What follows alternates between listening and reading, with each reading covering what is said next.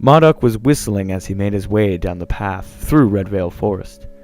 Something about the air had made him forget all about the horrors he had just escaped. It seemed clean. The air in his village had been permanently tainted by manure and coal fires. He was in awe of the world. He had never imagined that it would be like this. Some movement in the bushes next to the path caught his eye. He walked closer to investigate. It was a small rabbit. He watched the rabbit eat grass for a few minutes. It seemed to have no fear of him. Marduk wondered why. The rabbits at his village bolted at the first sight of a human being. All of a sudden, the rabbit perked up, alert. Then it bolted. Marduk ran after it, half curious, half scared of whatever the rabbit had detected. His stomach began to growl. He remembered his older brother teaching him how to hunt rabbits when he was little. Marduk set up a snare and sat under the tree to wait. Sometime while he was waiting, he must have fallen asleep, because he woke up feeling quite refreshed. He checked the snare. Nothing. Damn. I better check elsewhere. So he wandered into the forest looking for more food. After several hours of wandering, he had made himself thoroughly lost and disoriented. He wandered around the forest in a daze. Just as Marduk began to panic, he came across a house. It was square and small, just a few meters wide. He heard someone whistling behind the house. Marduk drew his spear and went to check it out. There was a large man swinging an axe at a piece of wood on the ground. The man dropped the axe and wiped his sweat off his brow. Marduk was reassured by this calm and normal man. He could have been any of the villagers from his own home. He went out to talk to the man. Who goes there? Watch yourself or I'll kill you. He picked up his axe. Marduk gasped at this and then threw his hands up in a gesture of submission. A humble traveler, on a mission from the gods. It was only a small lie. The man relaxed and put down his axe. What are you doing so far out in Redvale then, humble traveler? He was still deciding if he could trust Marduk. I followed a rabbit, and then got lost. There was no sense in lying. The man studied his face carefully and stroked his beard. Marduk stood tensely. Then the man chuckled. That I believe. So you're how old? 17? You're just a little squirt. I'm 18. Same thing. Me. I remember me at that age. My name is Sammie Hoppe. People just call me Sam, though. Coming for some tea. I'll lead you to the path after lunch. Marduk accepted as politely as he could, trying to conceal the fact that his mouth was watering and the thought of food. Sam led him into the house. It looked much more spacious on the inside, but it was still pretty small. Sam went over to a small stove and took the tea kettle off. The steam burst out across the room as he opened the lid. Sam then went into the cupboard and brought out a cooked rabbit with some bread. It's not much, but it's enough to fill your belly. Now, care to indulge an old man and listen to his story? Marduk nodded. Sam put some bread and rabbit on the table in front of Marduk. Marduk said his grace and then took a bite. You really are a pious one, aren't you? Marduk nodded. I was raised in a temple in the village of Taunid. It was destroyed by some raiders yesterday. Marduk's eyes began to tear up. I was the only survivor. For some reason, Marduk felt like he could trust Sam. Sam grunted. That's horrible. So I take it your mission from the gods is to go to the capital city to seek justice? Marduk nodded. Well, good luck. Anyways, let me tell you a little about myself. I grew up in Eriana City itself. A street urchin, never had a formal education, never needed one. Just picking pockets. Not ashamed though, I did what I had to survive. When I was 18, your age, I went out into the world to hunt for treasure. I searched for years, asking people all over, working odd jobs to pay my way. Broke more than a few bones in fights and while climbing, but I never did find any. Till one day, I discovered a tablet in this forest. It's a relic from the old times. Would you like to see it? Marduk was enraptured. A relic from the old times? Amazing. I can tell from your smile that you'd like to see it. Come with me. I haven't dared moved it since I discovered it 10 years ago. Sam led Marduk to a path that cut winding through the forest, going deeper. They walked down the path, and as they did, Sam told Marduk more about the tablet. The first time I saw it, I actually tripped over it, bruised both knees. When I turned the rock over, I saw it had some metal rods sticking out on both sides. I looked closer, and it had some of that ancient writing on it. You know, the walk something or whatever it's called. Walked-in. What does it say? How am I supposed to know what it says? Nobody reads walked-in, so who would I go to translate it? I can read walked-in.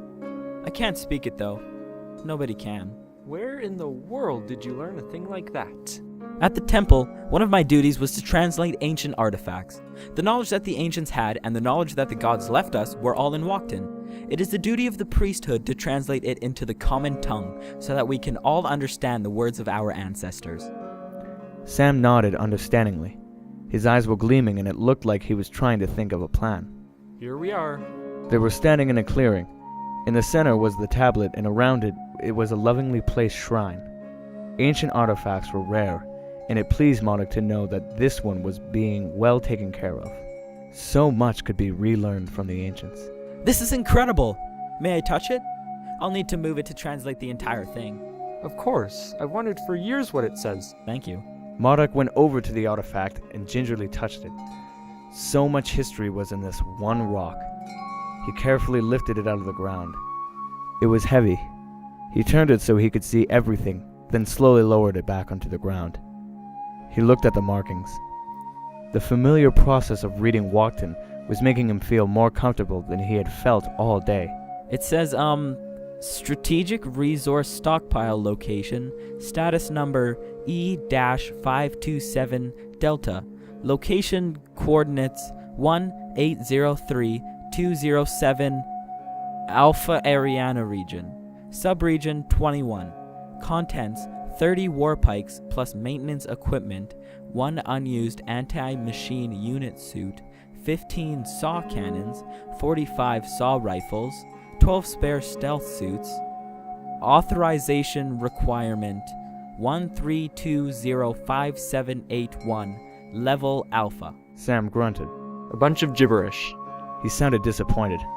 Marduk was amazed. This was one of the weapon caches of the ancients. If it hadn't been discovered and raided, the opportunity posed by studying it would be immense. No, these are directions to a stockpile of weapons. If we could study those ancient relics, our understanding of the way they waged war would be incredible. We might be able to begin recreating some of their technologies. It would be amazing.